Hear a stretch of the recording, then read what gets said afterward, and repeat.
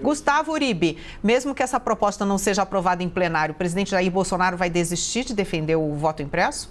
Olha, Carla, não é o que espera a base aliada e nem o Palácio do Planalto, porque Arthur Lira, presidente da Câmara dos Deputados, tem dito isso a muitos interlocutores e integrantes da base aliada, de que, na verdade, ele leva ao plenário para sepultar de uma vez o assunto, para que o presidente Jair Bolsonaro não defenda mais o voto impresso auditável. O problema é que já foi sepultado na comissão especial, Carla. Não é praxe levar ao plenário uma proposta quando ela não é aprovada ou não passa pela comissão especial. Então causou estranheza esse comportamento de Arthur Lira, inclusive entre aliados dele. Para eles, Arthur Lira, no fundo, só quis fazer um aceno ao Palácio do Planalto, levando a proposta a plenário. Mesmo que ela seja derrubada, é um aceno ao presidente Jair Bolsonaro, para dizer que, na verdade, ele fez de tudo para que a proposta seja analisada.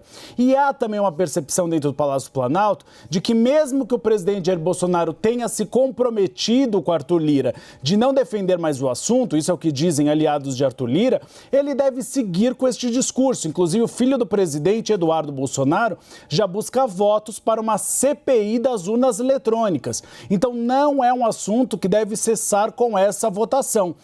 A gente antecipou na semana passada a informação de que Arthur Lira teria sinalizado a ministros do Supremo Tribunal Federal que, caso essa proposta não passasse na comissão especial, não seria levada ao plenário. O fato dele levar ao plenário agora irritou muito ministros da Suprema Corte, para os quais, inclusive numa conversa que eu tive com um dos ministros, ele chegou a comparar Arthur Lira a Augusto Aras, ao Procurador-Geral da República, pelos acenos que Arthur Lira tem feito ao Palácio do Planalto, mesmo descumprindo uma sinalização que ele havia feito e mesmo também criando problemas com próprios aliados. Uma pergunta que eu ia fazer, você já respondeu, isso não é usual, né? Uma proposta não ser aprovada na comissão e depois ser colocada em plenário, mas eu também gostaria de compreender se, por um lado, você diz que Arthur Lira está fazendo algo que é da vontade do Palácio do Planalto, ou seja, vamos à votação, ele vai empenhar seus esforços para conseguir essa votação para que seja aprovada de alguma forma, ou pelo menos que tenha uma votação expressiva, ou ele só está realmente jogando e decidam vocês aí no plenário e pronto? A derrota são favas contadas, tanto na base aliada como na oposição.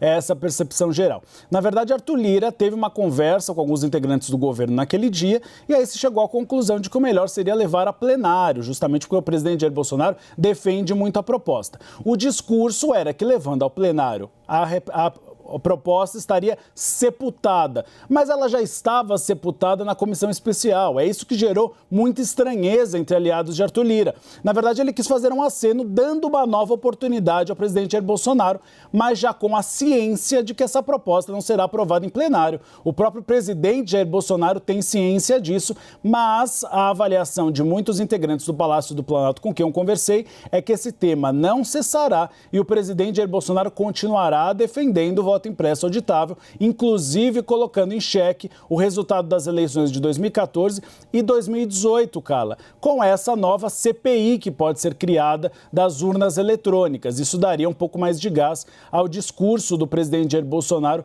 colocando em xeque as últimas eleições. Agora acho que nós conseguimos falar com Sidney Rezende. Está tudo ok agora, Sidney? Espero que sim, estou à disposição, acho que sim. Então vamos lá, eu vou repetir então aqui a pergunta para você, porque o presidente Bolsonaro disse que o ministro Luiz Roberto Barroso, ele fala sempre que o ministro, em algum momento, ele foi conversar com os parlamentares e algo que ele fez misteriosamente apavorou, palavras do presidente, os parlamentares. Então, o presidente já mudou um discurso, como disse aí o Uribe, sabendo por informações de dentro da Câmara que a aprovação é praticamente impossível, né, do voto impresso, ele já muda esse discurso e ele já pega uma outra forma de utilizar essa ideia do voto impresso, como disse o Uribe, para até as eleições colocar em xeque a credibilidade dos votos? Carla, acho que o presidente está caminhando para uma estratégia em 3 passos. O primeiro deles é desgastar a urna eletrônica, colocar suspeitas sobre ela e escolher um alvo para personalizar isso. Fulanizou, que é justamente o Luiz Roberto Barroso.